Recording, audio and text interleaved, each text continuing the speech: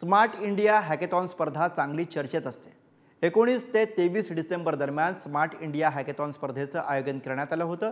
देशभरामधील 27 संघ यामध्ये सहभागी झाले होते। नेमकी ही स्पर्धा कशी असते, या स्पर्धेचं स्वरूप कसं असतं याची सर्वांना उत्सुकता असते आणि या स्पर्धेमध्ये अनेक विद्यार्थी सहभाग घेतात।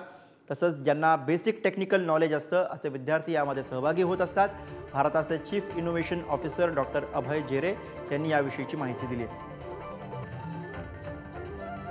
आम्ही स्मार्ट इंडिया हॅकेथॉन जी करतोय ही 2017 पासून करतोय आणि आता हे 6वं एडिशन आहे आणि सध्या ही मिनिस्ट्री ऑफ एज्युकेशननी आपण केल्यामुळे हॅकेथॉन युजुअली ह्याच्यामध्ये सगळे चिल्ड्रन म्हणजे आपले जे स्टुडंट्स आहेत हे पार्टिसिपेट करतात आणि ते आपल्या टेक्निकल इन्स्टिट्यूशनचे स्टुडंट्स असतात, म्हणजे इंजिनिअरिंग कॉलेज असेल, BCA असेल, ज्यांना थोडं प्रॉब्लेम सोल्युशन्स कसे डेव्हलप करायचे हे ज्याची माहिती आहे अशी लोक असतात।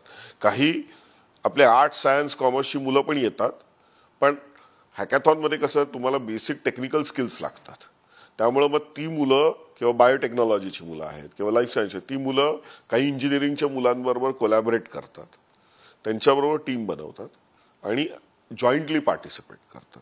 पण ही सगळी स्टुडंट मंडळी आहेत कॉलेजेसची। आपल्या भारतामध्ये आत्तापर्यंत जवळजवळ 3,500 इंजिनिअरिंग कॉलेजेस आहेत डिग्री देणारे आणि परत 3,500 कॉलेजेस डिप्लोमा देणार आहेत आणि सगळे जर टेक्निकल इन्स्टिट्यूशन्स म्हणले तर जवळजवळ 8,400च्या आसपास आहेत नुसते टेक्निकल इन्स्टिट्यूट। तर ह्याच्यातली मुलं येतात।